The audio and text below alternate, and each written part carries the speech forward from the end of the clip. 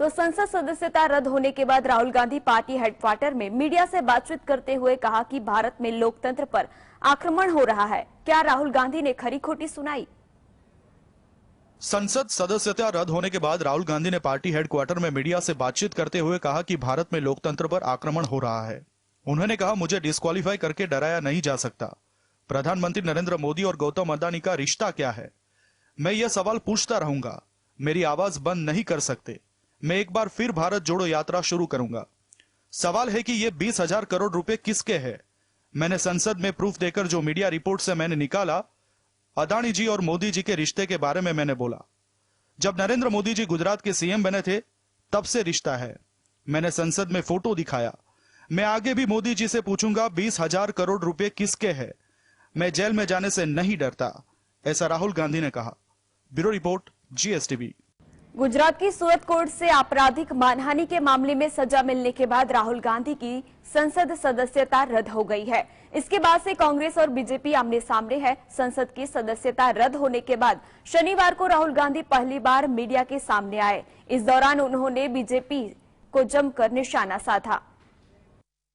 राहुल गांधी की सदस्यता रद्द होने के मामले जवाब में भाजपा के वरिष्ठ नेता रविशंकर प्रसाद ने प्रेस कॉन्फ्रेंस करते हुए कहा कि राहुल पर मानहानि के 60 मामले चल रहे हैं।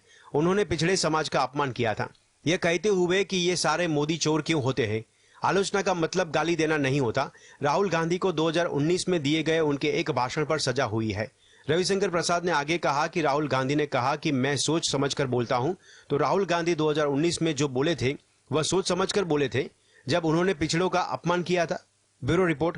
तो कांग्रेस नेता राहुल गांधी की सांसदी जाते ही सुप्रीम कोर्ट में याचिका दाखिल की गई है।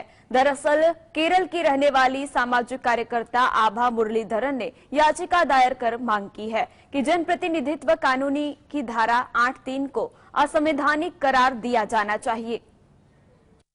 कांग्रेस नेता राहुल गांधी की सांसदी जाते ही सुप्रीम कोर्ट में याचिका दाखिल की गई है। बता दें कि धारा 8(3) के तहत सांसद या विधानसभा सदस्य की सदस्यता 2 या 2 साल से ज्यादा सजा होने की स्थिति में चली जाती है। याचिका में कहा गया है कि इसी सेक्शन के तहत नेताओं का अयोग्य घोषित किया जाता है। याचिकाकर्ता का कहना है कि एक निर्वाचित जनप्रतिनिधि को इस धारा के तहत खुद अयोग्य घोषित कर देना उसके अधिकारों का उल्लंघन है। याचिका में कहा है कि सेक्शन निर्वाचित सदस्यों को कर्तव्यों का निर्वहन करने से रोकता है, जो कि लोकतंत्र के सिद्धांतों के खिलाफ है। Bureau report, GSTV। Rahul Gandhi को सूरत की कोर्ट ने अवमानना के केस में सजा सुनाई, जिसके बाद अब कांग्रेस नेता रेणुका चौधरी पीएम मोदी के खिलाफ केस करने जा रही हैं। आखिर क्या है पूरा मामला, देखते हैं इस रिपोर्ट में। सूरत की एक अदालत ने पीएम मोदी के उपनाम के बारे में अपनी टिप्पणी पर 2019 के आपराधिक मानहानि मामले में राहुल गांधी को दोषी ठहराया। इस मामले पर प्रतिक्रिया देते हुए कांग्रेस नेता रेणुका चौधरी ने घोषणा की कि वो पीएम मोदी के खिलाफ मानहानि का मामला दायर करेंगी। दरअसल उनका कहना है कि एक सदन की कार्यवाही में उनकी हंसी को सूर्पंखा से जोड़ा गया था। आपको बता दें कि सूर्पंखा हिंदू पौराणिक कथाओं में एक राक्षस थी। रेणुका चौधरी ने ट्विटर पर कहा कि मोदी ने 2018 में संसद में की गई अपनी टिप्पणी से उनका अपमान किया। उन्होंने सदन की कार्यवाही का एक वीडियो भी पोस्ट किया। उन्होंने कहा कि इस वर्गहीन अहंकारी ने मुझे सदन के पटल पर सूर्पंखा के रूप में संदर्भित किया। मैं उनके खिलाफ मानहानि का मामला दर्ज करूंगी। देखते हैं कि अदालत ने अब कितनी तेजी से कार्य करती है। वीडियो में मोदी ने सभापति को संबोधित करते हुए कहा कि मैं आपसे अनुरोध करता हूं कि आप रेणुका जी को कुछ न कहे। रामायण सीरियल के बाद आज ऐसी हंसी सुनने का सौभाग्य मिला है। प्रार्थना है, रेणुका जी को कुछ मत कीजिए।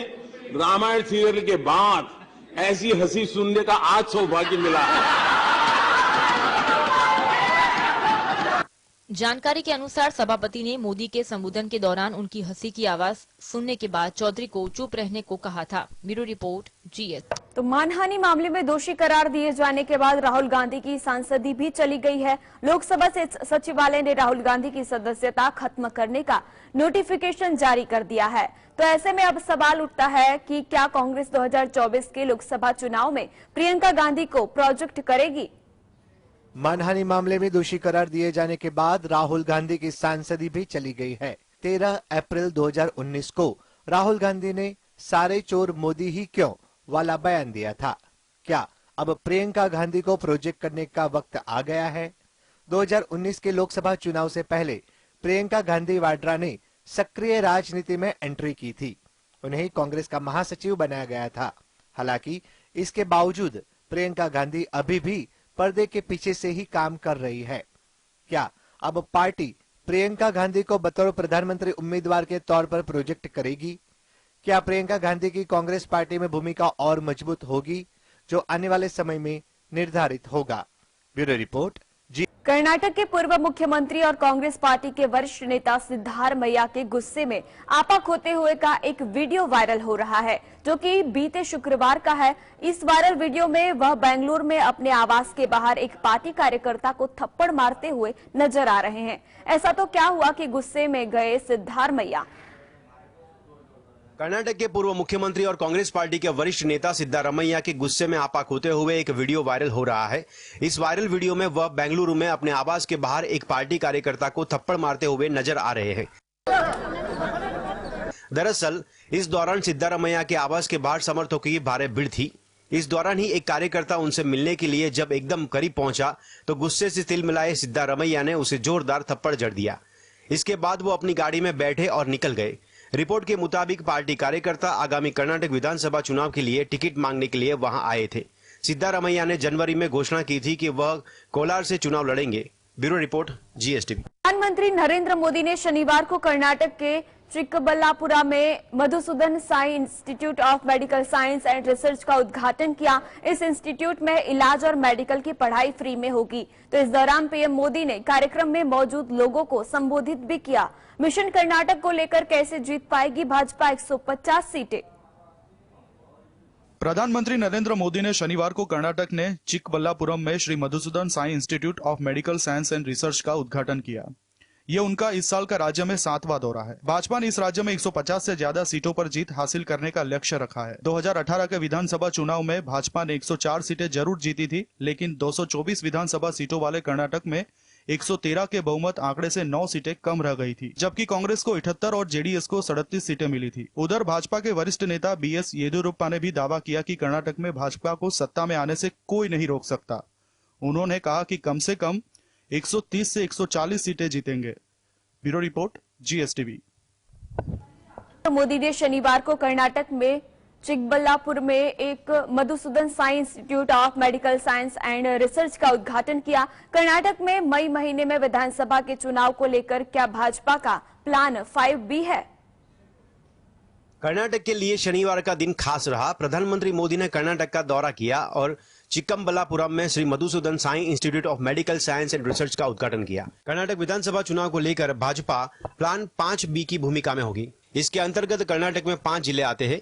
इनमें कुल 72 सीटें हैं। इन 5 जिलों में बेंगलुरु, बेलगाम, बागलकोट, बीदर और बेल्लारी शामिल हैं। 2018 में इन जिलों से सिर्फ 30 सीटें जीत पाई थी, लेकिन इस बार भाजपा यहां कोई चूक नहीं रखना चाहती और पहले से ही इसके लिए रणनीति पर जुट गई है। चीफ इलेक्शन कमिश्नर ने बताया कि कर्नाटक विधानसभा का कार्यकाल 24 मई 2023 तक है। उससे पहले ही राज्य में विधानसभा चुनाव होंगे। तो ओडिशा के मुख्यमंत्री नवीन पटनायक जापान जाने की योजना बना रहे हैं। जापान सरकारी सूत्रों ने कहा है कि अप्रैल में पहले सप्ताह में ओडिशा में निवेशकर्ताओं को आकर्षित करने के लिए पटनायक जापान जा सकते हैं। क्या है उद्योग को बढ़ाने देने का हेतु प्रयोजन? देखते हैं यह रिपोर्ट। ओडिशा के मुख्यमंत्री नवीन पटनायक की जापान की संक्षिप्त यात्रा की तैयारी चल रही है। वह विदेशी निवेश को बढ़ावा देने के लिए कुछ शीर्ष निवेशकों से मिल सकते हैं। जापान 2018 और 2022 में पिछले 2 संस्करणों में ओडिशा के प्रमुख व्यापार शिखर सम्मेलन मेक इन ओडिशा के दिए गए भागीदारों में से एक रहा है। सीएम के नेतृत्व वाला प्रतिनिधि मंडल ओडिशा जैसे क्षेत्रों में निवेश आकर्षित करने के लिए ओडिशा की निवेश क्षमता और अनुकूल नीतियों का प्रदर्शन करेगा। नवीन ने पिछले साल अगस्त में दुबई में एक विदेशी निवेश शिखर सम्मेलन को संबोधित किया था, जहां ओडिशा को लगभग 22,000 करोड़ रुपए के निवेश प्रस्ताव मिले थे। ओडिशा वास्तविक निवेश में 22% के राष्ट्रीय औसत से बहुत आगे है। Bureau report, GSTV. बिजली सब्सिडी के मुद्दे पर अरविंद केजरीवाल की अगुवाई वाली आम आदमी पार्टी सरकार और दिल्ली के एलजी वीके सक्सेना के बीच फिर से तलवारें खींचती दिखाई दे रही हैं। दिल्ली में बिजली सब्सिडी मुद्दे पर केजरीवाल और एलजी वीके सक्सेना के बीच जंग शुरू हो गई है। आप सरकार ने एलजी के इशारे पर अधिकारियों द्वारा बिजली सब्सिडी योजना में बाधा डालने का आरोप लगाया है। दिल्ली के मुख्यमंत्री अरविंद केजरीवाल ने शनिवार को अपनी बिजली मंत्री आतिशी के ट्वीट को रीट्वीट करते हुए कहा, फिर कहते हैं केजरीवाल लड़ता बहुत है। दिल्ली की फ्री बिजली को बंद करने के लिए साजिश रची जा रही है, लेकिन हम इनकी साजिश को कभी सफल नहीं होने देंगे। दिल्ली की जनता के हक के लिए केजरीवाल चट्टान की तरह खड़ा मिलेगा। हालांकि इन आरोपों के बाद विधानसभा अध्यक्ष रामनिवास गोयल ने यह मामला स्थायी समिति को भेज दिया है। Bureau report, GST. इस पंजाब देश संगठन के प्रमुख अमृतपाल सिंह के फरार होने के बाद कई तस्वीरें और वीडियो सोशल मीडिया पर वायरल हो रही हैं। तो क्या है अमृतपाल की तस्वीर और वीडियो का सच? देखते हैं यह रिपोर्ट। वारिस पंजाब देश संगठन के प्रमुख अमृतपाल सिंह के फरार होने के बाद कई तस्वीरें और वीडियो सोशल मीडिया पर वायरल हो रहे हैं। इस बीच मोटरसाइकिल पर बैठे अमृतपाल की एक तस्वीर सोशल मीडिया पर वायरल हो गई है। बताया जा रहा था कि मोटरसाइकिल के पीछे गुलाबी पगड़ी बांधकर बैठा शख्स अमृतपाल है, लेकिन अब इस तस्वीर की असली सच्चाई सामने आ गई है। दरअसल मोटरसाइकिल के पीछे बैठने वाला शख्स अमृतपाल नहीं बल्कि सिप्पी धीमान है। उक्त युवक खुद मीडिया के सामने आया है और उसने कहा है कि उसने इसके खिलाफ संगरूर के लौंगावाला थाने में शिकायत दर्ज कराई है कि उसकी तस्वीर का गलत इस्तेमाल किया जा रहा है। Bureau report. तो अमृतपाल सिंह चाहे पुलिस की गिरफ्त से दूर रहे, लेकिन उसके गिरफ्तार हुए साथियों से बड़े खुलासे हो रहे हैं। और क्या है बड़ा खुलासा अब सामने आया है जिससे खुद पुलिस दंग रह गई है? क्या है सच, जानिए। वारिस पंजाब देश संगठन के प्रमुख अमृतपाल सिंह चाहे पुलिस की गिरफ्त से दूर है, लेकिन उसके गिरफ्तार हुए साथियों से बड़े खुलासे हो रहे हैं। भरोसेमंद सूत्रों की माने तो अमृतपाल सिंह और उसके समर्थक नशा छुड़ाने की आड़ में अपने साथ युवाओं को जोड़ रहा था, जिन्हें उसके अपने बनाई AKF में भर्ती करता था। उतना ही नहीं, फरार चल रहा अमृतपाल सिंह युवाओं के ब्रेन वॉश भी करवा रहा था और उन्हें एक विशेष समुदाय प्रति भी भड़काने का काम कर रहा था। गिरफ्तार आरोपियों की मोबाइल से कई संदिग्ध वीडियो भी मिली है, जिससे साफ है कि अमृतपाल सिंह कुछ बड़ी साजिश रच रहा था। पुलिस भी हैरान है कि कुछ ही समय में अमृतपाल सिंह ने इतनी बड़ी साजिश कैसे तैयार कर ली। भारतीय दूतावास पर किए गए हमले का मुद्दा ब्रिटेन की संसद में भी गूंज रहा है। दरअसल ब्रिटिश सांसद बॉब ब्लैकमैन ने शुक्रवार 25 मार्च को हाउस ऑफ कॉमन्स में उठा खालिस्तानी आतंकवादियों का मुद्दा। भारतीय दूतावास पर किए गए हमले का मुद्दा ब्रिटेन की संसद में भी गूंज रहा है। दरअसल ब्रिटिश सांसद बॉब ब्लैकमैन ने हाउस ऑफ कॉमन्स में कहा कि हम अभी इस देश में खालिस्तानी आतंकवादियों को पनाह दे रहे हैं। हम उन पर पूरी तरह से प्रतिबंध लगाने को लेकर क्या फैसला ले सकते हैं। बता दें कि कुछ दिन पहले खालिस्तान समर्थकों ने लंदन स्थित भारतीय दूतावास पर हमला किया था और तिरंगे को उतारने की कोशिश की थी, जिसके बाद वहां की सुरक्षा व्यवस्था पर सवाल खड़े हुए थे। खालिस्तानी गुंडों द्वारा भारतीय उच्चायोग के बाहर जो गुंडागर्दी हुई वह इस देश के लिए पूरी तरह से अपमानजनक है। यह तय करना पुलिस और क्राउन प्रोसिक्यूशन का काम होगा कि वारंट और आपराधिक कार्यवाही से जुड़ी कार्यवाही की जरूरत है या नहीं। Bureau report, GSTV। पर देश की बाकी हिस्सों के मुकाबले ग्लोबल वार्मिंग और जलवायु परिवर्तन का प्रतिकूल असर कुछ साफ नजर आने लगा है। इलाके में तमाम राज्यों में बेमौसमी की बरसात, भयावह बाढ़, भूस्खलन, असम चाय की पैदावार व गुणवत्ता में कमी और दुनिया के सबसे नम इलाके वाले मेघालय में पीने के पानी की कमी जैसे मामले इसका सबूत हैं। पूर्वोत्तर भारत पर देश के बाकी हिस्सों के मुकाबले ग्लोबल वार्मिंग और जलवायु परिवर्तन की प्रतिकूल असर देखने को मिल रही है। रिपोर्ट के अनुसार जलवायु परिवर्तन से सबसे ज्यादा खतरा अमेरिका, चीन और भारत को है। भारत में प्राकृतिक आपदाओं से एक साल में 1997 लोगों की मौत हुई और 18 लाख हेक्टेयर फसलें बर्बाद हुई। लेकिन इसके साथ ही इलाके के कुछ राज्यों ने इस कुप्रभाव से निपटने की दिशा में ठोस पहल की है। पहले मणिपुर सरकार ने जलवायु परिवर्तन पर स्टेट एक्शन प्लान तैयार किया। अब मेघालय ने बृहस्पतिवार को पहली बार एक क्लाइमेट एक्शन बजट पेश किया है। 2023-24 के लिए इस बजट में 3,412 करोड़ का प्रावधान किया गया है, जो कुल बजट आवंटन का 15% है। Bureau report, GSTV। अमेरिका के उपराष्ट्रपति कमला हैरिस ने शुक्रवार को भारत के राजदूत नियुक्त किए गए एरिक गारसेटी को उनके पद और गोपनीयता की शपथ दिलाई। अमेरिका की उपराष्ट्रपति कमला हैरिस ने शुक्रवार को भारत के राजदूत नियुक्त किए गए एरिस गारसेटी को उनके पद और गोपनीयता की शपथ दिलाई। उनका नामांकन जुलाई 2021 से ही अमेरिकी कांग्रेस के समक्ष लंबित था, लेकिन देरी होने की वजह 52 साल के गारसेटी पर लगे आरोप थे। उन पर आरोप था कि उन्होंने अपने एक पूर्व सलाहकार के खिलाफ लगे यौन उत्पीड़न के आरोपों को गंभीरता से नहीं लिया और इस मामले को अच्छे ढंग से नहीं संभाला। इस दौरान उपराष्ट्रपति कमला हैरिस ने कहा, गारसेटी एक जिम्मेदार लोक सेवक है और वो भारत के लोगों के साथ अमेरिका की साझेदारी को मजबूत करने में अहम भूमिका निभाएंगे। Bureau report, GSTV। दावा किया है कि उसने पानी के भीतर चलने वाले ड्रोन का परीक्षण किया है तो रेडियोएक्टिव सुनामी फैला सकता है। तो बताया जा रहा है कि इस घातक हथियार की लॉन्चिंग उत्तर कोरिया के शासक किम जोंग उन की निगरानी में हुई है। उत्तर कोरिया ने दावा किया है कि दक्षिण हामग्योंग प्रांत के समुद्र में इस गुप्त हथियार का परीक्षण किया गया। यह ड्रोन 80 से 150 मीटर की गहराई पर 59 घंटे से अधिक समय तक चला। उसके बाद पूर्वी तटी पर विस्फोट से इसे नष्ट कर दिया गया। वहीं किम जोंग उन ने कहा है कि यह हथियार अमेरिका और दक्षिण कोरिया के लिए एक चेतावनी है। हायल नाम के इस हथियार से दुश्मन के जहाजों और बंदरगाहों पर बड़े पैमाने पर रेडियोएक्टिव तरंगे छोड़ी जा सकती है।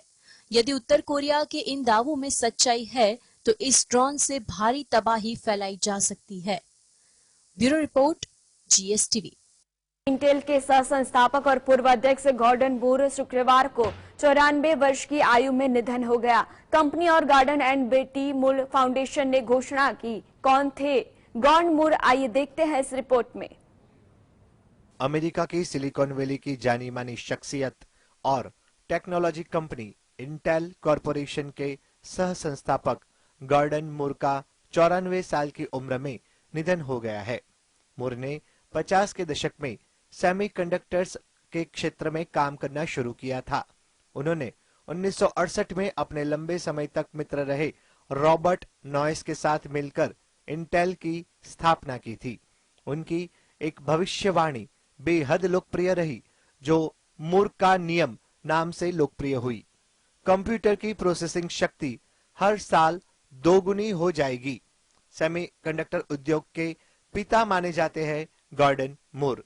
वहीं कंपनी के वर्तमान CEO पैट जेलसिंगर ने कहा कि उन्होंने अपनी सोच और दूरदर्शिता से टेक्नोलॉजी इंडस्ट्री को न केवल परिभाषित किया बल्कि दशकों तक वैज्ञानिकों और उद्यमियों को प्रेरित भी किया। Bureau report, GSTV। पाकिस्तान पर क्या फैसला लेगा, इस पर प्रधानमंत्री शहबाज शरीफ की नजरें टिकी हुई हैं।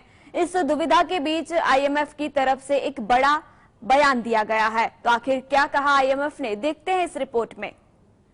IMF ने कहा कि उसे वित्तीय आश्वासन चाहिए ताकि वह पाकिस्तान के लिए कोई कदम उठा सके।